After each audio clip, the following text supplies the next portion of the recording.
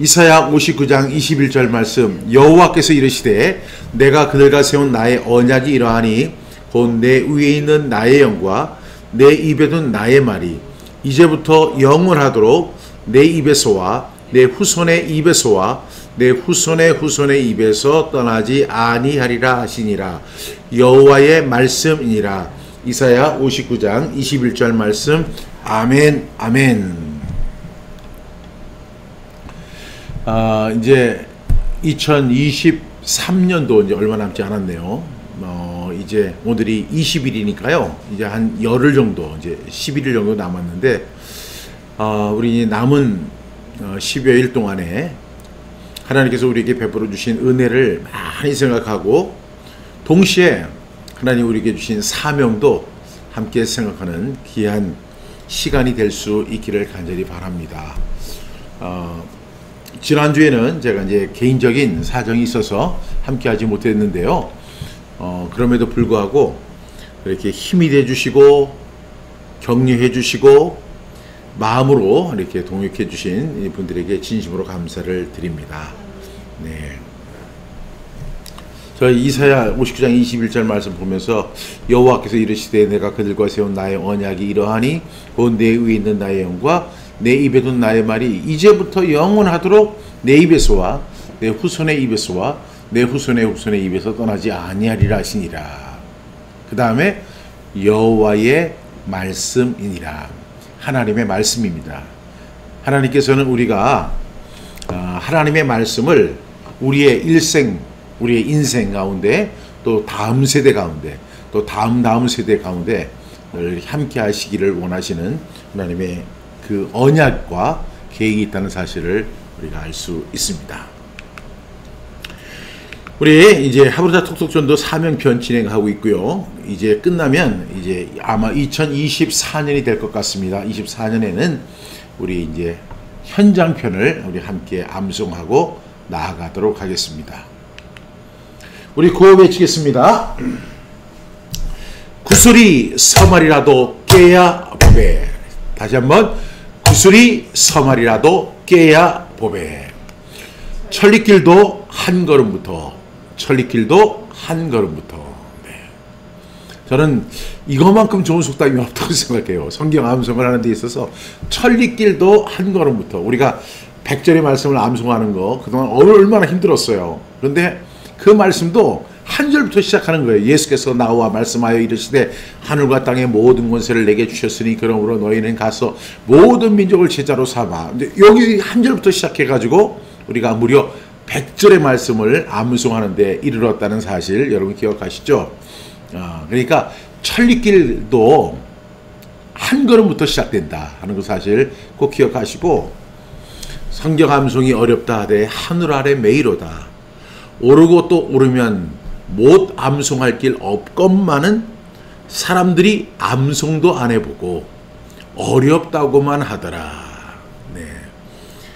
여러분, 천리길도 한 걸음부터입니다. 그리고 구슬이 서말이라도 꿰야 보배. 이 말은 또 다른 각도에서 성경 암송을 조명하는 말이라고 생각합니다. 여러분, 구슬이 서말이라도, 서말이라고 하면 옛날에 그 말이 있었잖아요. 근데 그 구슬이 서말이라도 깨야 보배가 된다는 거예요. 구약 성경에 있는 말씀, 신약 성경에 있는 말씀, 수많은 말씀들이 무려 5만 절이 넘는 말씀이 있죠. 그런데 이 말씀을 우리가 암송을 해야만 보배가 되는 거예요. 그래서 구슬이 서말이라도 보배가 깨야 보배가 되는 것처럼 우리도 하나님의 말씀을 읽고 그 다음에 묵상하고 통독하고 필사도 하고 뭐 암송도 하지만 제일 중요한 것은 암송을 해야만 그것이 진정으로 내 말씀이 되고 보배가 된다는 사실을 꼭 말씀드릴 수 있겠습니다. 그래서 여러분들 구슬이 서말이라도 깨야 보배. 그리고 2024년도에도 꼭 계획을 이렇게 세웠으면 좋겠어요. 성경 암송 꼭 하겠다, 이렇게 계획을 세우시는 저와 여러분 되시기 바랍니다. 설령 그것이 작심삼일이 되더라도요 괜찮습니다. 1년에 작심삼일 100번만 하면 1년이 가거든요. 그러니까 작심삼일을 계속 하시는 거예요. 100번만 하시면 1년 갑니다. 그러니까 천리길도 한 걸음부터다 하는 사실 기억하시고 성경 암송에 많은 시간을 우리가 드리는 것보다 우리가 꼭 성경 암송을 하기로 결단하는 저와 여러분 될 수 있기를 바라겠습니다. 복습편입니다. 이제 우리가 함께 말씀을 복습하는 시간이 되도록 하겠습니다. 우리 마태복음 28장 18절부터 우리가 지난주까지 함께 나눴던 말씀 우리 복습합니다. 마태복음 28장 18절부터 20절 말씀, 예수께서 나와 말씀하여 이르시되 하늘과 땅의 모든 권세를 내게 주셨으니 그러므로 너희는 가서 모든 민족을 제자로 삼아 아버지와 아들과 성령의 이름으로 세례를 베풀고 내가 너희에게 분부한 모든 것을 가르쳐 지키게 하라. 볼지어다 내가 세상 끝날까지 너희와 항상 함께 있으리라 하시니라. 마태복음 28장 18절부터 20절 말씀. 아멘 아멘. 마가복음 16장 15절부터 16절 말씀. 또 이르시되 너희는 온 전하에 다니며 만민에게 복음을 전파하라. 믿고 세례를 받는 사람은 구원을 얻을 것이요 믿지 않는 사람은 정죄를 받으리라. 마가복음 16장 15절부터 16절 말씀. 아멘 아멘. 마가복음 1장 38절부터 39절 말씀. 이르시되 우리가 다른 가까운 마을들로 가자. 거기서도 전도하리니 내가 이를 위하여 왔노라 하시고 이에 온 갈릴리에 다니시며 그들의 여러 회당에서 전도하시고 또 귀신들을 내쫓으시더라. 마가복음 1장 38절부터 39절 말씀. 아멘 아멘. 사도행전 1장 8절 말씀.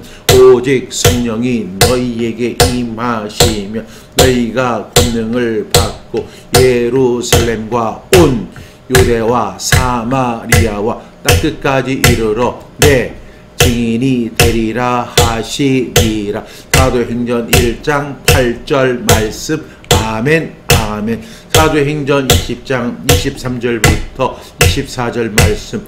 오직 성령이 각 성에서 내게 증언하여 결박과 혼란이 나를 기다린다 하시나 내가 달려갈 길과 주 예수께 받은 사명 곧 하나님의 은혜의 복음을 증언하는 일을 마치려 하면은 나의 생명조차 조금도 귀한 것으로 여기지 아니하노라.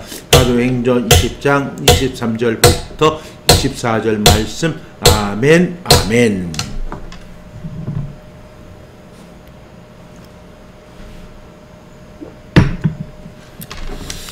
예레미야 20장 9절 말씀. 내가 다시는 여호와를 선포하지 아니하며 그의 이름으로 말하지 아니하리라 하며 나의 마음이 불붙는 것 같아서 골수에 사무치니 답답하여 견딜 수 없나이다. 예레미야 20장 9절 말씀. 아멘 아멘. 로마서 1장 16절부터 17절 말씀. 내가 복음을 부끄러워하지 아니하노니 이 복음은 모든 믿는 자에게 구원을 주시는 하나님의 능력이 되니라. 먼저는 유대인에게요 그리고 헬라인에게로다. 복음에는 하나님의 의가 나타나서 믿음으로 믿음에 이르게 하나니 기록된 바 오직 의인은 믿음으로 말미암아 살리라 함과 같으니라. 로마서 1장 16절부터 17절 말씀. 아멘 아멘. 디모데후서 4장 2절부터 5절 말씀. 너는 말씀을 전파하라. 때를 얻든지 못 얻든지 항상 힘쓰라. 범사에 오래 참음과 가르침으로 경책하며 경계하며 권하라. 때가 이르니 사람이 바른 교훈을 받지 아니하며 기가 가리워서 자기의 사욕을 따를 스승을 많이 두고 또 그 길을 진리에서 돌이켜 허탄한 이야기를 따르리라. 그러나 너는 모든 일에 신중하여 고난을 받으며 전도자의 일을 하며 내 직무를 다하라. 디모데후서 4장 2절부터 5절 말씀. 아멘 아멘. 로마서 10장 14절부터 15절 말씀. 그런즉 그들이 믿지 아니하는 일을 어찌 부르리요. 듣지도 못한 일을 어찌 믿으리. 전파하는 자가 없이 어찌 들으리요. 보내심을 받지 아니하였으며 어찌 전파하리요. 기록된 바 아름답도다. 좋은 소식을 전하는 자들의 발이여 함과 같으리라. 로마서 10장 14절부터 15절 말씀. 아멘 아멘. 이제 고린도전서 9장 16절부터 23절 굉장히 긴 말씀이죠. 네. 그리고 이 정말 헷갈리기 쉬운 말씀입니다. 그런데 이 말씀을 명료하게 암송할 때까지 계속 반복하셔야 돼요. 고린도전서 9장 16절부터 23절 말씀. 내가 복음을 전할지라도 자랑할 것이 없음은 내가 보득불할 일임이라. 만일 복음을 전하지 아니하면 내게 화가 있을 것이로다. 내가 내 자의로 이것을 행하면 상을 얻으려니와 내가 자의로 아니한다 할지라도 나는 사명을 받았노로. 그런즉 내 상이 무엇이냐. 내가 복음을 전할 때에 값없이 전하고 복음으로 말미암아 내게 있는 권리를 다 쓰지 아니하는 이것이로다. 내가 모든 사람에게서 자유로우나 스스로 모든 사람에게 종이 된 것은 더 많은 사람을 얻고자 함이라. 유대인들에게 내가 유대인과 같이 된 것은 유대인들을 얻고자 함이요. 율법 아래에 있는 자들에게는 내가 율법 아래에 있지 아니하나 율법 아래에 있는 자 같이 된 것은 율법 아래에 있는 자들을 얻고자 함이요. 율법 없는 자에게는 내가 하나님께는 율법 없는 자가 아니요 도리어 그리스도의 율법 아래에 있는 자이나 율법 없는 자와 같이 된 것은 율법 없는 자들을 얻고자 함이라. 약한 자들에게 내가 약한 자와 같이 된 것은 약한 자들을 얻고자 함이요. 내가 여러 사람에게 여러 모습이 된 것은 아무쪼록 몇 사람이라도 구원하고자 하니 내가 복음을 위하여 모든 것을 행함 복음에 참여하고자 하니라. 고린도전서 9장 16절부터 23절 말씀. 아멘 아멘. 우리 다음으로 어려운 말씀이 에베소 6장 11절부터 20절 말씀입니다. 이 말씀도 헷갈리기 쉬운 말씀이고 또 반복되는 말씀이 있기 때문에 이제 우리가 자꾸 틀리는 부분이 있어요. 그런데 우리 이 말씀도 계속 반복함으로 인해서 완성되어질 수 있기를 바랍니다. 에베소 6장 11절부터 20절 말씀. 마귀의 관계를 능히 대적하기 위한 하나님의 전신 갑주를 입으라. 우리의 씨름은 혈과 육을 상대하는 것이 아니요 통치자들과 권세들과 이 어둠의 세상 주관자들과 하늘에 있는 악의 영들을 상대함이라. 그러므로 하나님의 전신갑주를 취하라.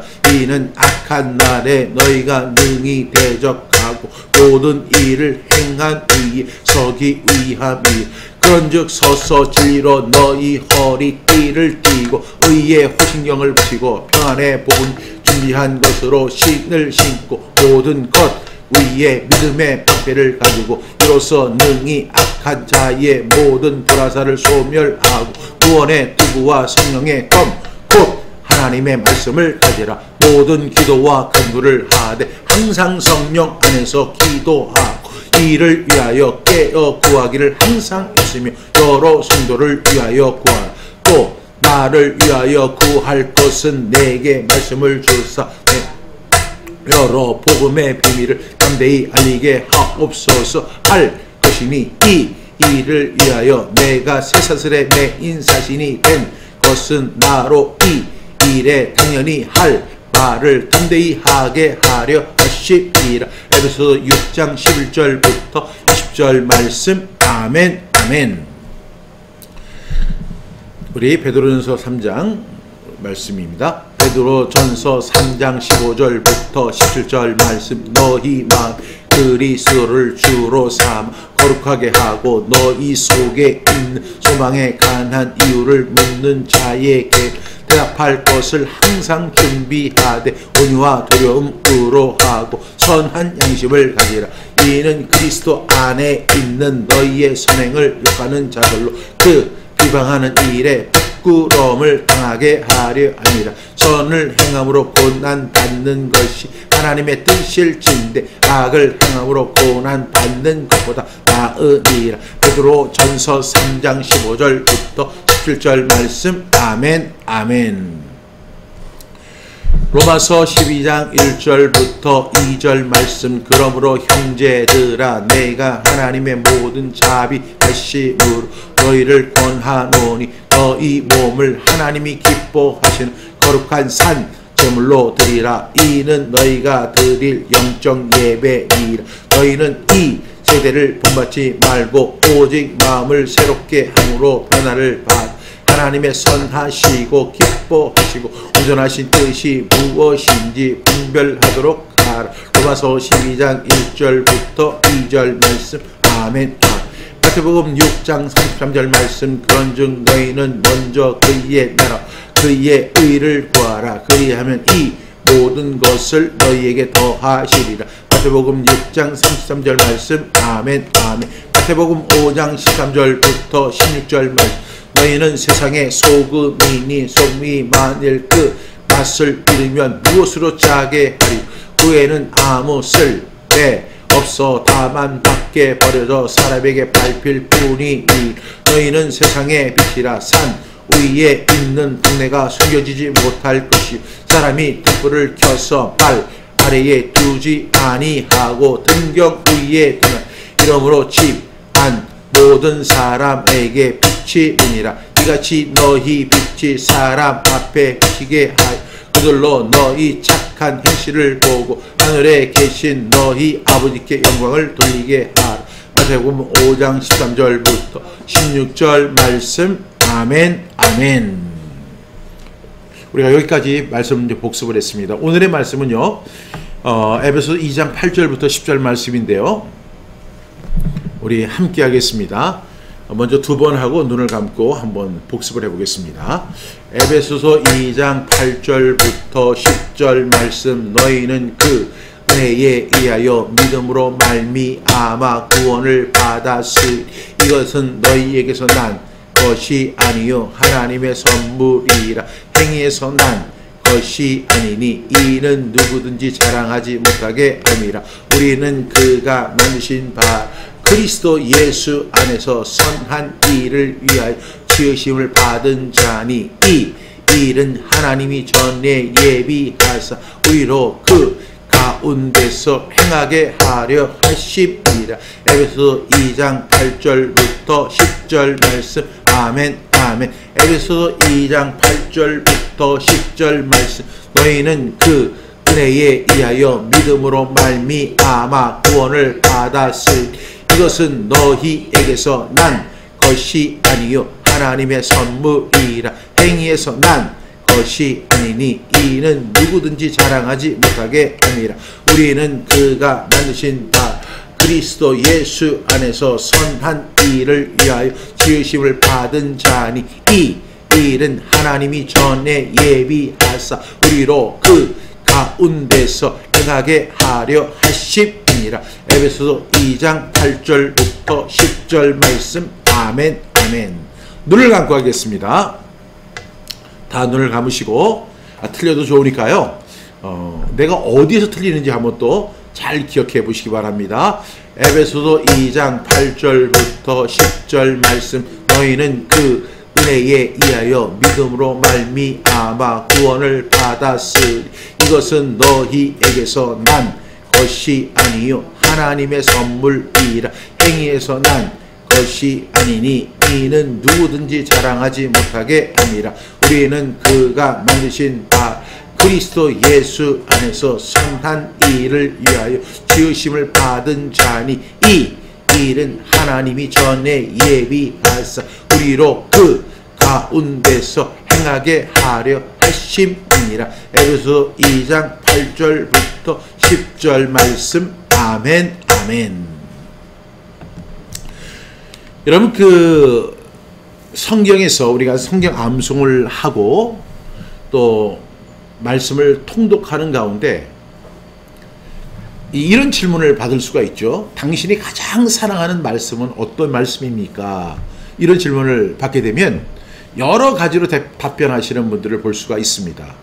근데 만약에 누가 저에게 목사님이 가장 좋아하는 말씀, 가장 정말로 늘 좌우명처럼 생각하는 말씀이 있다면 어떤 말씀이냐고 이렇게 저에게 묻는다면요, 저는 에베소 2장 8절부터 10절 말씀이라고 아주 담대하게 말씀드릴 수가 있습니다. 제가 내비게이터에서 나온 이제 60절 이제 성경 암송, 그 다음에 또 60절, 그래 120절 이렇게 암송하는 가운데 보면 에베소 2장 8절부터 9절의 말씀이 나와요. 너희는 그 은혜에 의하여 믿음으로 말미암아 구원을 받았으니 이것이 너희에게서 난 것이 아니요 하나님의 선물이라. 행위에서 난 것이 아니니 이는 누구든지 자랑하지 못하게 하려 함이라. 이런 말씀이 나와요. 제가 하나님이 세상을 이처럼 사랑하사 독생자를 주셨으니, 그리고 내가 진실로 진실로 너희에게 이르노니 내 말을 듣고 또 나 보내신 이를 믿는 자는 영생을 얻었고 심판에 이르지 아니하나니 사망에서 생명을 옮기느니라. 요한복음 5장 24절 있죠. 이런 말씀도 제가 굉장히 좋아해요. 근데 이 말씀이 되게 어떤 말씀과 관련이 있냐면 구원에 대한 말씀이에요. 구원에 대한 말씀. 제가 이제 어렸을 때부터 이제 신앙생활을 하고 성경을 읽고 했는데 구원의 확신이 없었거든요. 근데 어떻게 하면 내가 구원의 확신을 가질까 이렇게 생각을 했는데, 이 구원의 확신은 어디에서 나와 있냐면 성경의 말씀에 근거를 해야 돼요. 어떤 개인적인 체험이나 아니면 뭐 경험 같은 것이 아니라 철저하게 하나님의 말씀에 근거를 해야 되잖아요. 그 하나님의 말씀에 근거해서 내가 구원의 확신, 구원의 근거를 내가 가져야 되는데, 그 말씀 가운데 어떤 말씀이 좋을까 하다가 제가 이제 암송을 하게 된 것이 에베소 2장 8절 9절인데, 너희가 그 은혜를 인하여 믿음으로 말미암아 구원을 받았다. 이것은 너희에게서 난 것이 아니다. 하나님의 선물이다. 그러니까 참 좋더라고요. 믿음으로 말미암아 구원받았다. 근데 거기에는 전제가 있어요. 그 전제가 뭐냐면 하나님의 은혜예요. 하나님의 은혜. 하나님의 은혜가 있어야만 그 하나님의 은혜를 우리가 인간적인 반응으로 믿게 되는 거죠. 그 믿음이에요. 그 믿음으로 말미암아 뭘 받아요? 구원을 받았다는 거예요. 그런데 이어서 구원을 받았는데 이 구원은 어떤 영이냐면 구원을 받을 것이고가 아니에요. 구원을 받았다. 과거형으로 쓰여져 있다는 사실입니다. 제가 예전에 어떤 분들에게 이런 질문을 했어요. 구원 받으셨어요? 이렇게 물어보면 죽어봐야 알지요. 뭐 이렇게 하시는 분들이 되게 많았거든요. 그런데 구원 받은 것은 과거형이에요. 내가 구원 받았다 하는 것은 과거형이고 경험적인 내용이에요. 그러니까 죽어봐야 알지요 하면 큰일 나는 거죠. 구원을 받았다. 그러니까 하나님의 은혜가 먼저 있어야 되고, 그 은혜에 대한 인간적인 반응이 있어야 되는데 그것이 뭐예요? 믿음이에요. 그러면 그 은혜가 있고 그 믿음이 작동해서 얻어지는 결과가 뭐예요? 구원이에요. 이 구원. 그런데 이 구원을 지금 바울 사도는 어떻게 이야기를 하냐면 그 구원의 근거를 하나님의 선물이라고 이야기를 해요. 그러니까 이 선물이라는 것은 여러분 잘 아시잖아요. 이번에 이제 우리가 크리스마스 때 이제 선물을 받게 되고 선물을 또 주기도 하는데 여기에서 우리가 이 선물이라고 하는 개념은요, 그냥 주어지는 거예요. 그냥 주어지는 거예요. 조건이 없는 거예요.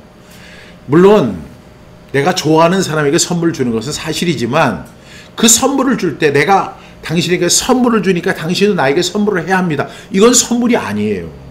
그건 교환이에요. 조건이에요. 이 선물은 조건이 없어요.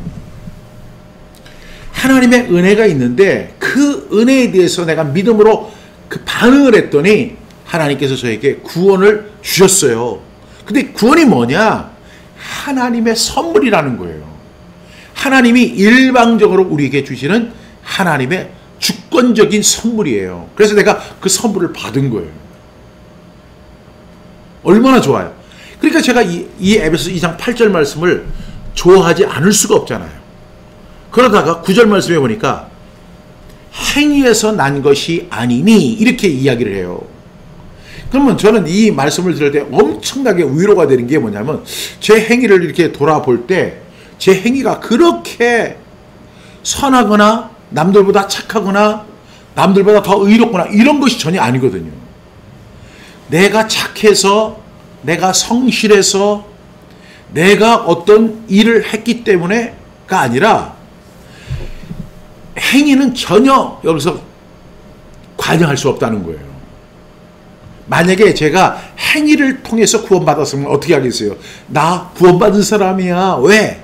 내가 이렇게 착하게 살았더니, 내가 의롭게 살았더니, 내가 신앙생활을 잘했더니 나 구원받은 거야. 이러면 충분히 자랑할 수 있잖아요. 근데 이 하나님의 선물은 일방적인 거라고 했잖아요. 하나님의 선물이 일방적으로 주어졌어요. 그것을 다른 말로 이야기하면 그건 구원이에요. 구원은 하나님의 선물이다. 이렇게 정의해 볼 수가 있어요.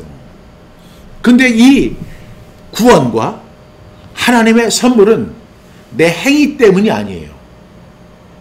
거기에 굳이 이야기한다면 그 하나님의 은혜에 대한 나의 믿음의 반응이 있었기 때문에 가능했던 거죠. 내가 믿음으로 반응한 거예요. 그 하나님의 은혜를 내가 보고 내가 믿음으로 받겠습니다. 그랬을 때 저에게 구원이 주어졌고 이 구원을 다른 각도에서 보면 하나님의 선물로 보게 되는 거죠. 근데 이제 9절에 가니까 행위에서 난 것이 아니다 하고 딱 정의해서 이야기를 합니다. 왜? 구원받은 것을 자랑할 수 없기 때문에. 나 같은 사람을 구원해 주신 것은 하나님의 은혜이고 그리고 하나님의 선물이에요. 마땅히 내가 자랑할 것이 없죠. 굳이 자랑한다면 하나님만 자랑을 해야 되는 거예요. 그래서 제가 이렇게 에베소 2장 8절부터 9절 말씀을 이렇게 암송을 했는데 근데 그 8절 말씀이 너무너무 좋은데 9절에서 끝나는 게 너무 싱거운 거예요. 그렇지 않아요? 그래서 제가 에베소 성경을 쭉 찾아봤어요. 근데 거기서 제가 유레카를 발견했잖아요. 유레카. 그게 뭐냐면 10절 말씀이에요. 우리가 이 구원에 대해서 암송을 할 때 보면 항상 에베소 2장 8절부터 9절까지만 암송한다고요. 물론 그것이 이제 구원에 관련된 문제니까 그렇다고 하지만 그 다음에 이어지는 10절의 말씀이 너무너무 중요한 말씀이고 그리고 내가 어떻게 인생을 살아가야 되고 그리스도인들은 어떻게 살 것인가 하나님이 나에게 원하는 것이 도대체 어떤 삶인가를 명확하게 보여주는 거예요. 그 기준을 명확하게 보여주는 말씀이 10절 말씀이에요. 시작. 우리는 그가 만드신 바라 그리스도 예수 안에서 선한 일을 위하여 지으심을 받은 자니. 여기서 하나님은 우리를 만드셨다. He made me. 하나님이 나를 만드셨습니다. 그리고 나서 그리스도 예수 안에서 선한 일을 위하여 지으심을 받았다. 그러니까 우리는 그가 만드신 바라. 하나님이 우리를 만드셨다는 거예요. 하나님이 우리를 창조하셨다는 거예요. 하나님이 우리를 재창조하셨습니다. 왜 하셨을까요? 그것을 구체적으로 설명합니다. 그리스도 예수 안에서. 여기서 누가 들어가요? 그리스도 예수 안. 여러분, 우리가 구원받을 수 있는 근거는 하나님의 은혜예요. 그 은혜에 대한 우리의 인간적인 반응, 믿음이 필요해요. 그런데 이런 과정 속에는 반드시 그 통로가 있어요. 그 통로가 누구예요? 예수 그리스도예요. 그래서 요한복음 14장 6절에서 예수님 뭐라고 말씀하세요? 내가 곧 길이요 진리요 생명이니, 그 다음에 나로 말미암지 않고는 아버지께로 갈 자가 없다라고 이야기하셨어요. 하나님의 계획이 있습니다. 하나님의 그 큰 은혜가 있어요. 그리고 거기에 대한 인간의 반응이 있어요. 그것이 바로 믿음의 반응이에요. 그래서 결과를 우리가 구원을 받게 돼요. 그게 구원받게 되는데 얼마나 놀라운 일이에요. 구원받는다는 것은요, 여러분, 재난에서 구원받는 거, 죽음에서 구원받는 거, 그리고 정말로 어려운 처지에서 구원받는 거 굉장히 다 중요한데, 가장 위대한 것은 우리가 영원히 벗어날 수 없는 죄에서 구원받는 거, 굉장히 중요한 사건이잖아요. 그런데 이 일을 누가 하시느냐? 바로 예수 그리스도. 예수 그리스도가 아니면 절대 불가능한 거예요. 그러니까 다른 이로서는 구원을 받을 수 없나니 천하 인간의 구원을 얻을 만한 다른 이름을 우리에게 주신 일이 없어요. 예수 그리스도예요. 오직 예수 그리스도예요.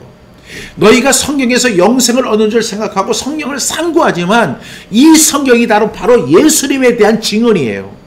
구약 성경은 오실 예수님에 대한 기록이고 신약 성경은 오신 예수님에 대한 기록이에요. 그러니까 성경에서 주인공은 예수님이에요. 태초에 말씀이 계시니라, 이 말씀이 하나님과 함께 계셨으니 이 말씀은 곧 하나님이시니라. 그 말씀이 육신을 입고 이 세상에 오셨어요. 우리가 그의 영광을 보니 아버지 독생자의 영광이고 은혜와 진리가 충만하더라는 거예요. 바로 예수 그리스도예요. 자기 땅에 오매 자기 백성이 영접지 아니합니다. 그러나 영접하는 자, 그게 뭐예요? 믿음의 영접이에요. 곧 그 이름을 믿는 자들, 그 이름이 뭐예요? 예수 그리스도예요. 그 예수 그리스도를 믿는 자에게는 하나님의 자녀가 되는 권세, authority of God, 하나님의 자녀의 권세, authority of God. 그러니까 이 예수님은 굉장히 큰 권위를 갖고 있었어요. 그래서 예수님이 회당에서 이렇게 사람들에게 가르치시고 병든 자를 고치시고 막 이렇게 하니까 서기관들과 바리새인들이요, 그걸 보니까 너무 배가 아프고 화가 나는 거예요. 그래서 예수님한테 이렇게 물어봐요. 누가 너에게 이런 권위를 주었느냐? Who gave authority to do this? 누가 너에게 이런 권위를 줘서 네가 이런 일을 하느냐라고 예수님께 질문하는 거예요. 그랬더니 예수님이 뭐라고 하세요? 이 권세는 하늘로부터 오는 권세다라고 이야기합니다. 여러분, 복음이라는 것이 굉장히 중요해요. 그리고 이 복음에 대해서 여러분들이 감격이 있어야 돼요. 그래서 이 내가 구원받았다, 이거 하나님의 선물이고 행위에서 난 것이 아니라 자랑할 것이 전혀 없지만, 우리는 자랑은 하지 말아야 되지만 뭘 해야 돼요? 감격은 해야 돼요. 여러분, 우리가 예수를 믿는 지 10년이 됐든 20년이 됐든 30년이 됐든 40년이 됐든 50년이, 정말 중요해야 되는 것은 뭐냐면 구원에 대한 감격은 희석되지 않는다는 거예요. 시간이 지나도. 오히려 시간이 들수록 날 구원하신 주 감사, 날 구원하신 주 감사가 나와야 되는 거죠.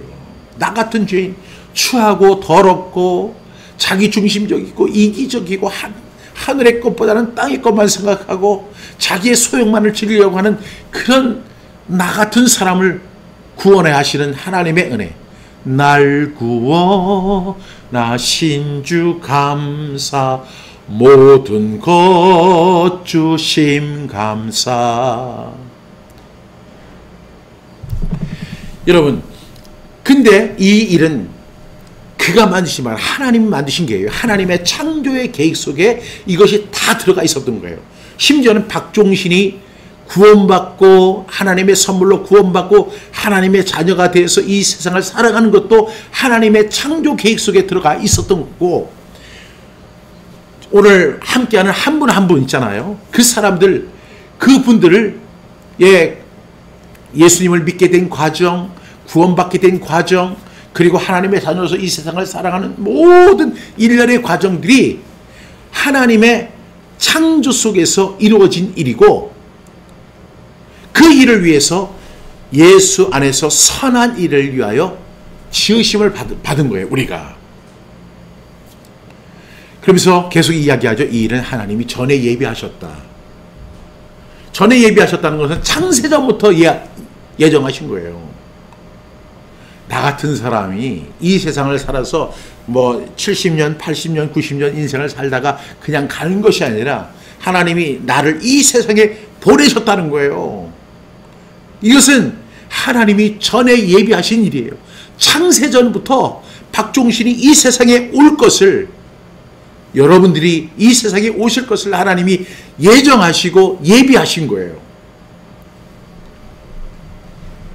그리고 그 가운데서 행하게 하려 하십니다. 따라서 우리는 그 길을 걸어가면 우리는 행복할 수밖에 없는 거죠.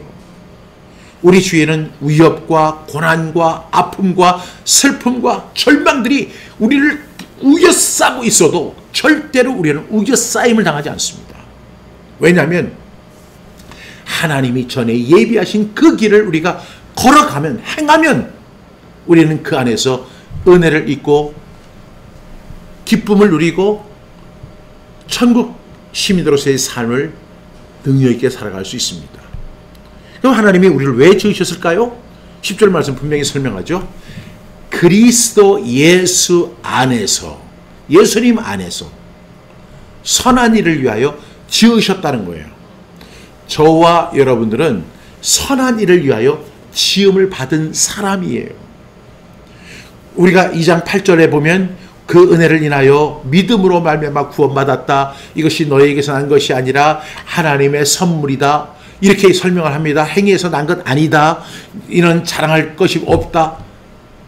하나님의 선물을 받았고 우리가 구원받았어요. 하나님의 선물로. 왜 하나님이 나를 구원해 주셨는가? 왜 하나님이 하나님의 선물인 구원을 나 같은 사람에게 주셨는가? 그 이유가 명확하죠. 그리스도 예수 안에서 선한 일을 위하여 지으심을 받은 거예요. 우리가 디모데후서 3장에 보면 말세지말에 사람들의 모습을 18가지로 정의하잖아요. 그 중에 하나가 뭐냐면 자기를 사랑하는 거예요. 자기를 사랑하는 거예요. 여러분, 거기서 이 자기를 사랑한다는 거 굉장히 돈을 사랑하고 부모를 거역하고 자기를 사랑해요. 자기 중심적인 삶을 살아가는 거예요. 이것은, 이 사람은요, 크리스찬이라고 해도 사실은 무신론자예요. 이 사람은 하나님이 없는 거예요. 자기가 하나님이에요. 자기의 배가 하나님이에요. 자기 중심으로 살아간다고 해서 사회학자들은 이 시대를 가리켜서 미 제너레이션이라고 그래요. 자기 중심 세대를 살아간대요. 자기 잘난 맛에 살고, 자기 배부른 맛에 살고, 자기 보고 싶은 것을 누리는 것에 살고, 자기 행복을 위해서 사는 거예요. 그런데 가만히 생각해 보세요. 이 세상 속에 행복이 있어요? 소소한 행복은 분명히 있어요. 그러나 영원한 행복은요, 하나님 안에서 있고 그리스도 예수 안에 있어요. 그리고 그리스도 예수 안에서 우리가 선한 일을 감당할 때 우리는 비로소 우리가 사명을 다하는 것이고 하나님 뜻한 인생을 살아가는 것이고, 하나님이 전에 예비하사 우리로 그 가운데 걸어가게 하신 그 길로 걸어가는 인생을 살아가는 거죠. 그렇지 않습니까? 그래서 저는 이 에베소 2장 8절부터 9절 말씀을 처음에 이렇게 암송을 했었죠. 그래서 그 말씀도 너무너무 좋은데 D가 약간 싱거웠어요. D가. 그러다가 에베소를 찾아서 읽다 보니까 10절 말씀이 나오는데 우리는 그가 만드신 바라 그리스도 예수 안에서 선한 일을 위하여 지으심을 받은 것이다. 이 일은 하나님이 오래전부터 예비하신 것이고 뿐만 아니라 박종신이 그 길을 걸어가기를 하나님 원하셨던 것이다. 그러니까 뭐 내 인생의 좌우명이 뭐냐, 내 인생의 철학이 뭐냐, 내 가치관이 뭐냐, 그게 하나도 중요하지 않더라고요. 왜? 하나님이 나를 위해서 전에 예비하신 길이 있어요. 그 길을 걸어가면 되는 거예요. 그렇잖아요. 그 길을 걸어가면 하나님이 기뻐하십니다. 그리고 나에게 주어진 그 하나님의 소명, 그리고 그 사명을 다하는 삶을 살아가는 거예요. 이러한 삶을 살아갈 수 있기를 간절히 바랍니다. 저는 이 말씀을 항상 암송할 때마다 같이 생각나는 말씀이 있어요. 그 말씀이 히브리서 12장 말씀이죠. 히브리서 11장을 우리가 믿음의 장이라고 이야기하잖아요. 근데 히브리서 12장은요, 우리가 이러므로 우리에게 구름같이 둘러싼 허다한 증인들이 있으니 모든 무거운 것과 얽매기 쉬운 죄를 벗어버리고 인내로서 그 당한 경주를 하며, 그 다음에 12절에 보면, 12장 2절에 보면 믿음의 주요 또 온전하게 하시는 이인 예수를 바라보자, 이렇게 이야기합니다. 그러면서 예수님에 대한 말씀을 해요. 그는 그 앞에 있는 기쁨을 위하여 십자가를 참으사 부끄러움을 개의치 아니하시더니 하나님 보좌 우편에 앉으셨느니라. 그러면서 우리에게 이걸 또 적용을 시켜줘요. 3절에 보니까 너희가 피곤하여 낙심하지 않기 위하여 죄인들이 이같이 자기에게 거역하신 일을 참으신 일을 생각하라, 이렇게 이야기하십니다. 여러분, 이 하나님이 전에 예비하사 우리로 그 가운데 행하게 하려 하심이라 할 때 그 길을 저만 걸어간 게 아니에요. 우리 믿음의 선배들이 그렇게 걸어가셨고요. 오늘 이 자리에 계신 우리 이정희 목사님, 이항진 사모님, 이런 분들이 우리 믿음의 선배로서 제가 하는 그 길을 먼저 걸어가신 거예요.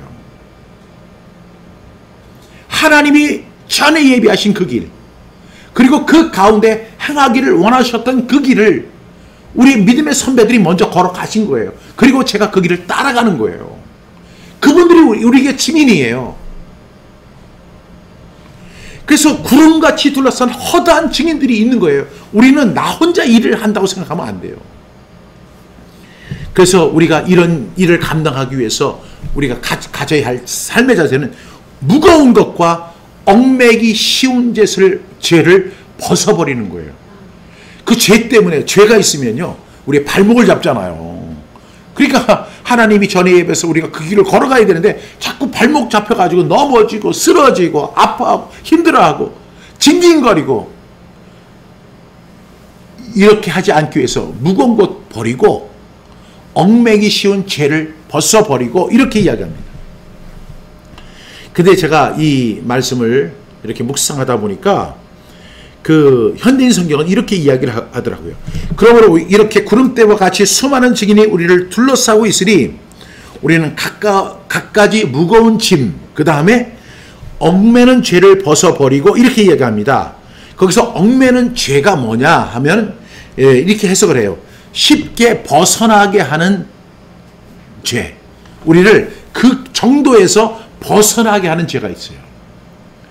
하나님이 전에 예비하사 우리로 그 가운데서 행하게 하려 하심인데 그것을 벗어나게 하는 것이 있어요. 그것이 바로 얽매기 쉬운 죄예요. 얽매기 쉬운 죄. 그게 뭐라고요? 쉽게 벗어나게 하는.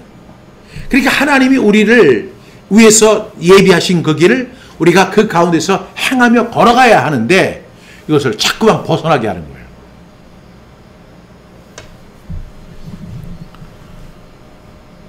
그리고 우리 앞에 놓인 다름질을 참으면서 달려갑시다. 그러면서 이제 우리가 그리스도 예수 안에서 선한 일을 위하여 지으심 받았다고 이야기하잖아요. 2절은 이렇게 이야기해요. 믿음의 창시자요 완성자인 예수를 바라봅시다. 그는 자기 앞에 놓여 있는 기쁨을 내다보고서 그 길, 하나님이 전에 예비하신 그 기쁨의 길을 바라봤어요. 그리고 이 길이 하나님 앞에서 옳다고 하는 것을 인정하고, 그리고 부끄러움을 마음에 두지 않으시고 십자가를 참으셨습니다 라고 이야기합니다. 십자가를 참으신 거예요. 그 영광된 길, 하나님이 기뻐하시는 그 길을 바라보면서 주님께 주어진 그 십자가를 주님은 참으셨다는 거예요.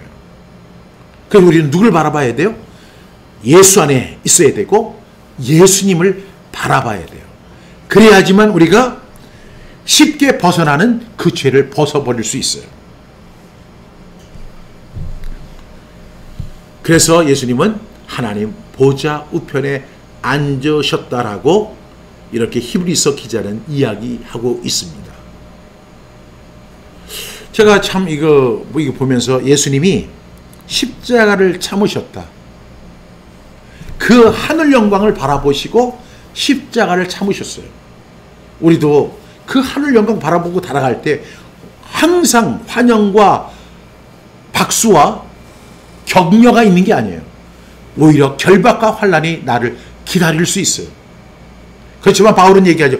나의 달려갈 길과 주 예수께 받은 사명, 곧 하나님의 은혜의 복음을 증언하는 일을 마치려 하면은 나의 생명조차 조금도 귀한 것으로 여기지 아니하노라. 그러니까 그 선생의 그 제자예요. 그 예수님처럼 바울도 똑같이 했어요. 예수님에게는 십자가였지만 이 사람은 자기의 생명도 내는 거예요.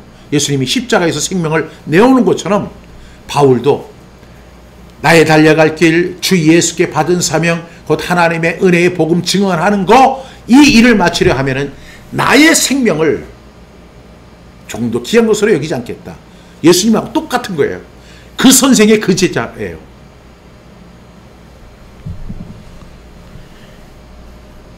우리도 이 길을 하나님이 전에 예비하사 우리로 그 가운데 행하게 하신 이 길을 걸어가는 과정에 보면 때로는 피곤하고 낙심할 때가 있어요. 그러나 죄인들이 이같이 자기를 거역하신 이를 참으신 예수님을 또 생각해야 돼요. 우리가 예수님을 바라봐야 되고 예수님을 생각해야 돼요. 그때 우리는 뭐 예수님의 고난 정도는 뭐 내 고난은 예수님의 고난과는 비할 바가 아니다. 이렇게 당당히 그 길을 걸어갈 수 있다는 것이죠. 여러분 동의하세요? 여러분 너희가 그 은혜를 인하여 믿음으로 말미암아 구원받았다. 이것이 너에게서 난 것이 아니라 하나님의 선물이다. 행해서 난 거 아니다. 그렇기 때문에 절대로 자랑할 것이 못 된다. 대신에 자랑하지 말고 그 감격을 회복해라.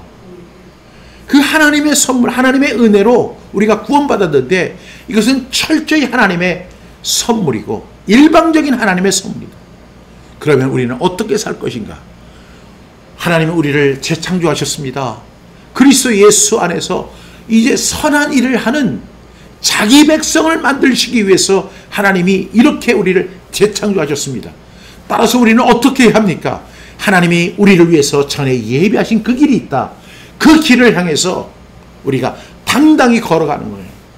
그래서 너희가 피곤하여 낙심하지 않게 하여 죄인들이 이같이 자기에게 거역하신 일을 참으신 일을 생각하면서 예수를 바라보면서 걸어가야 돼요. 제가 오늘도 이렇게 말씀을 함께 이렇게 나눴는데 이 말씀 속에 엄청난 비밀이 담겨져 있음을 우리가 다시 재확인할 수 있잖아요. 그리고 우리가 한 해를 이제 마무리 짓는 시점이잖아요. 앞으로 이제 12일 정도가 이제 남았는데 1년 365일 가운데 350일을 살았다고요, 우리가. 가만히 생각해 보면 그 350일을 살아가는 것이 다 하나님의 은혜였어요. 따라서 우리가 뭘 못해요? 자랑을 못하는 거예요. 내가 많이 공부했습니다. 뭐 이런 거, 그런 거 이야기하면 사람은 아우 저 사람은 공부 많이 한 사람인가 보다. 뭐 이런 거 충분히 이야기할 수 있죠. 제 아들이 지금 굉장히 좋은 직장에서 인정받고 있습니다. 제가 얼마 전에 호주를 다녀왔잖아요. 호주에 다녀온 이후로도 제가 여러분에게 소상히 말씀을 안 드렸어요. 그 제가 호주에 다녀온 이유가 사실은 저희 둘째 아들 결혼식 때문이었어요. 둘째 아들이 결혼식을 하게 된 거예요. 그래가지고 그 결혼식에 사실 제가 목회자로서, 아니 목회자가 아니라 아빠로서 뭐 돈도 한 10만 불 이렇게 주고 집도 하나 사주고 차도 하나 사주고 이렇게 해야 되는 게 이 한국적인 아빠의 특징이잖아요. 근데 저는 아빠로서 한국 아버지들이 자기 자녀들이 결혼할 때 주는 선물 하나를 못 줬어요. 하나도 못 줬어요. 집을 사주지도 못했고 뭐 돈을 주지도 못했고, 그렇다고 해서 뭐 어떤 경제적 혜택이나 선물 하나도 제가 준비하지 못했어요.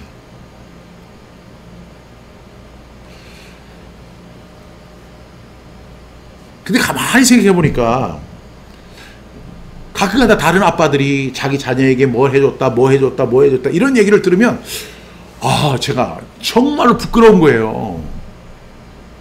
왜냐면 뭐 아들에게 뭐 집도 사줬다 뭐 차도 사줬다 뭐 돈 줬다 뭐 하여튼간 뭐 이야기가 있는데, 제가 사역을 한다고 하는 이유 하나 때문에 준 것도 하나 없는 거예요.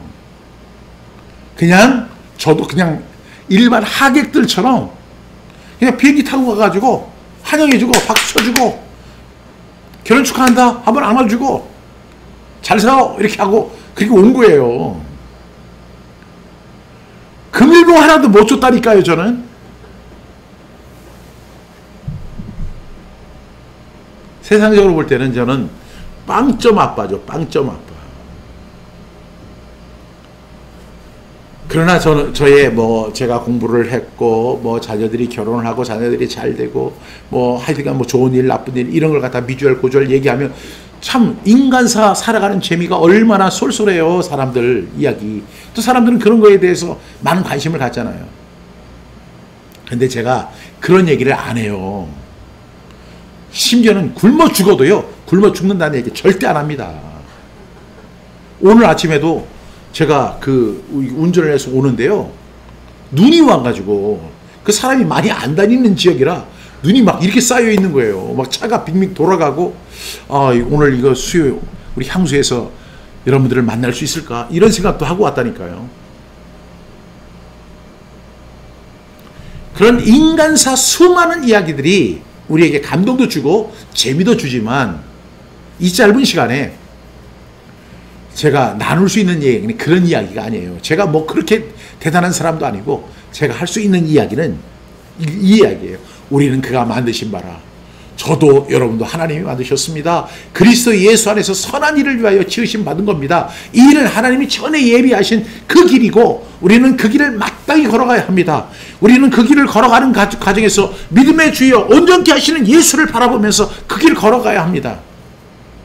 저는 이 얘기밖에 할 수가 없어요. 왜? 이 8절 말씀이 너무 좋아서요. 그 은혜에 인하여 믿음으로 말미암아 구원을 받았으니 너에게서 난 것이 아니고 하나님의 선물이에요. 하나님의 선물 받은 저와 여러분, 그 감동과 감격과 은혜를 회복할 수 있는 저와 여러분 될 수 있기를 간절히 바랍니다. 오늘은 에베소 2장 8절부터 9절 10절 이렇게 우리 함께 나눴는데, 앞서 제가 제일 먼저 설명했던 것처럼 언급했던 것처럼 만약에 제가 어떤 분이 저에게 목사님이 가장 사랑하는 말씀이 어떤 말씀이세요?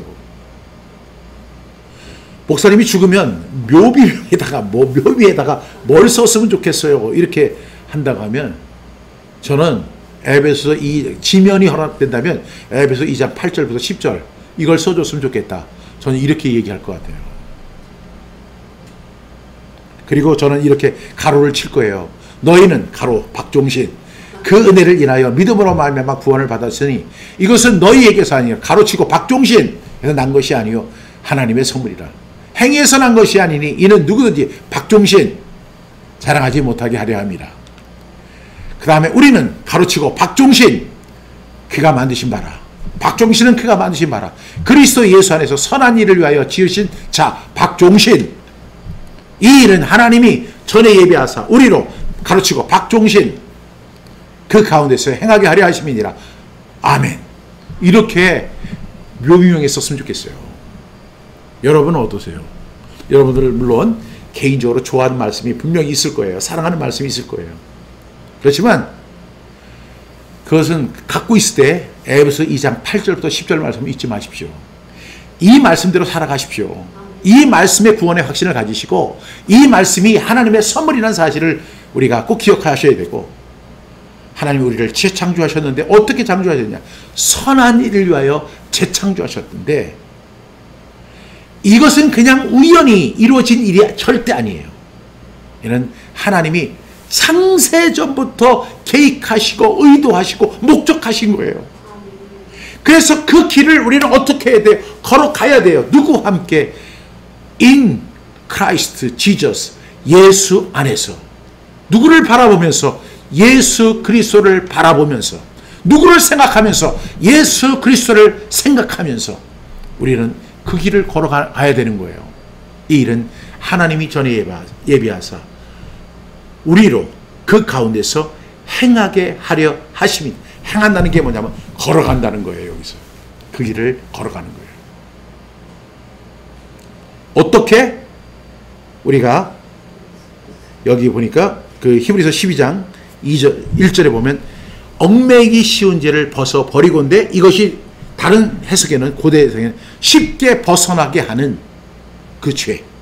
우리를 그 정도에서 우리가 마땅히 걸어가야 하는 그래서 쉽게 벗어나게 하는 것을 벗어버리고 무거운 것 벗어버리고 쉽게 정도에서 벗어나게 하는 것 그리고 인내하면서 이 길을 걸어갈 수 있는 믿음의 동지들 다 될 수 있기를 간절히 바랍니다. 네, 맞습니다. 네. 하나님께서 저희 그 둘째 아들의 결혼식을 토요일 날 하게 하셨어요.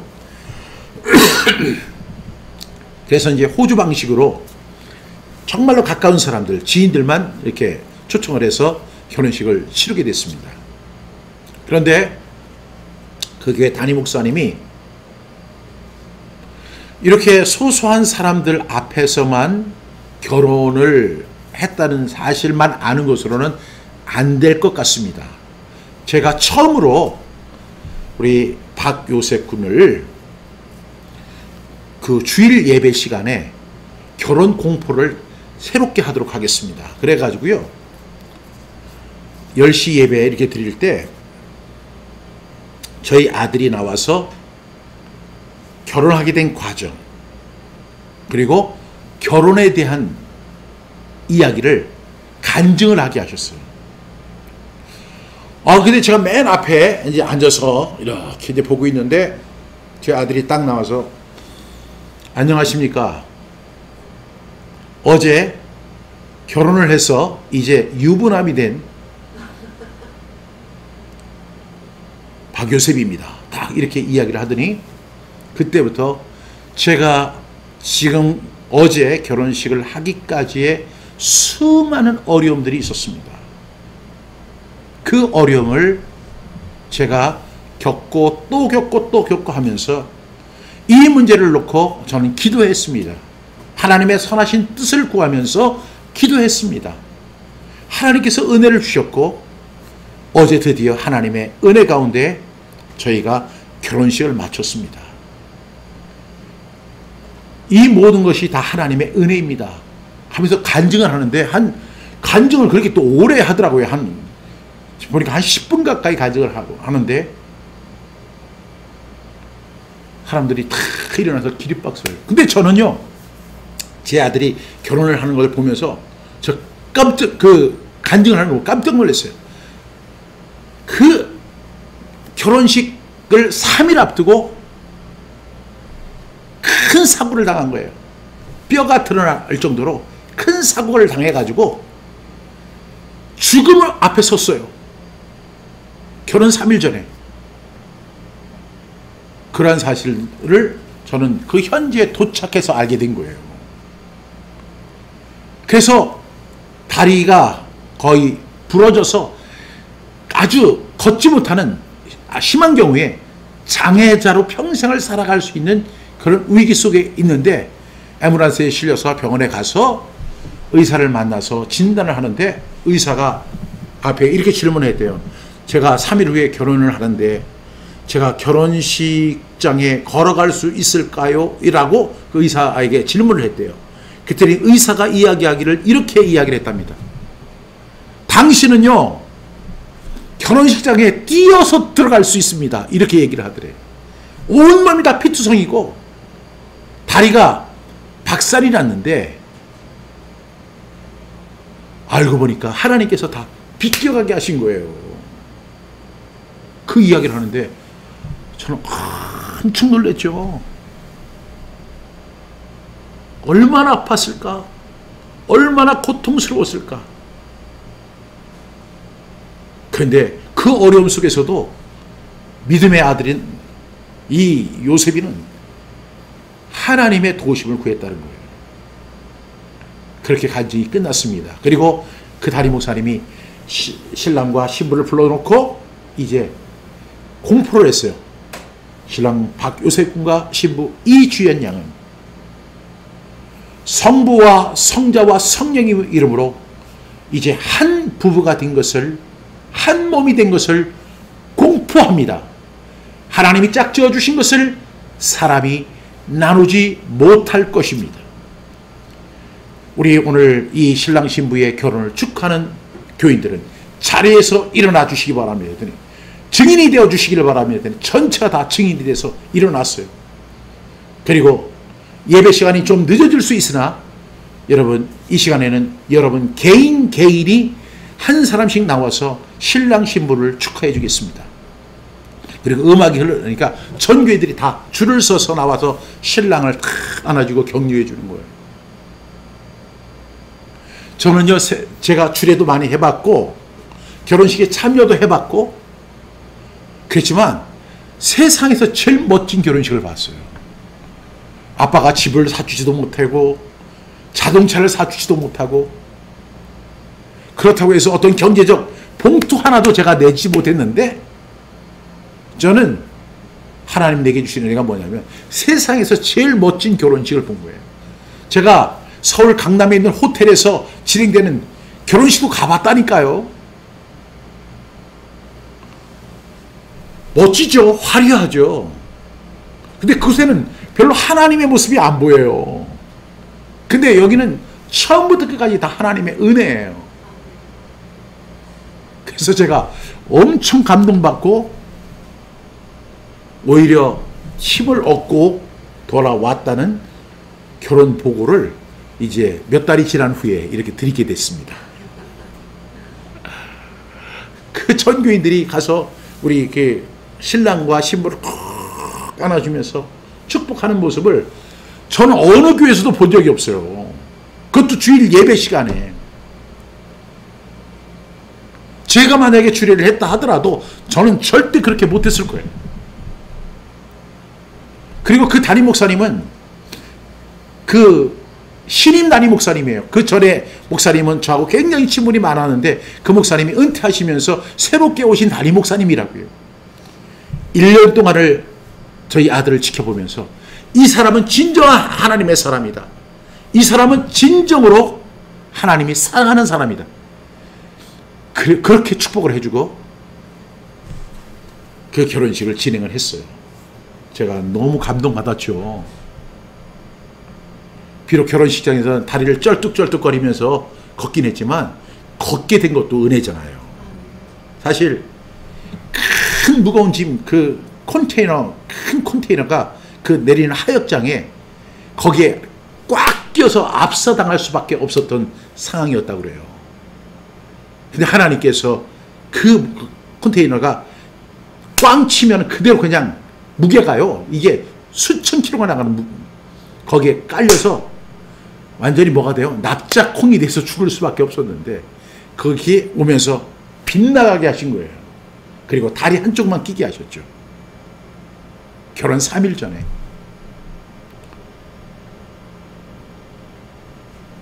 하나님의 은혜에 감사드리지 않을 수가 없죠. 2023년 이제 열흘을 앞두고 지난 350일을 돌아볼 때 모든 것이 다 하나님의 은혜예요. 하나님이 전에 예비하신 그 하나님의 아름다운 길이에요. 우리 이 길을 어떻게 해야 돼요? 예수님 바라보면서, 예수님 생각하면서, 인내하면서 걸어오셨습니다. 이제 또 새로운 한 해가 열리게 될 것입니다. 우리 그 길도 예수님 바라보면서, 예수님 생각하면서, 인내하면서 그 길을 걸어가는 우리 믿음의 동지 다 되기를 주님의 이름으로 축복합니다. 기도하겠습니다. 하나님 감사합니다. 너희는 그 은혜를 인하여 믿음으로 말미암아 구원을 얻었나니 이것이 너희에게서 난 것이 아니요 하나님의 선물이라. 행위에서 난 것이 아니니 이는 누구든지 자랑하지 못하게 하려 함이라. 우리는 그가 만드신 바라 그리스도 예수 안에서 선한 일을 위하여 지으심을 받은 것인데 이 일은 전에 예비하사 우리로 그 가운데서 걸어가게 하려 하심이라. 오늘도 이 길을 걸어가는 우리 믿음의 동지들이 있습니다. 하나님 기억하여 주시옵소서. 하나님 은혜 내려 주시옵소서. 지금까지 우리를 지켜주신 것처럼 앞으로도 지켜주실 것을 믿습니다. 선한 일을 위하여 지음받은 그 길을 우리가 걸어가는 우리 모두 되게 하여 주옵소서. 때로는 우리 앞에 수많은 어려움과 시험과 낙감과 절망이 우리를 도사리고 결박과 환난이 우리를 위협한다 할지라도 믿음의 주여 온전케 하시는 예수님 생각하면서 바라보면서 인내하면서 걸어갈 수 있는 우리 모두 되게 하여 주옵소서. 감사드리며 예수님의 이름으로 기도합니다. 아멘.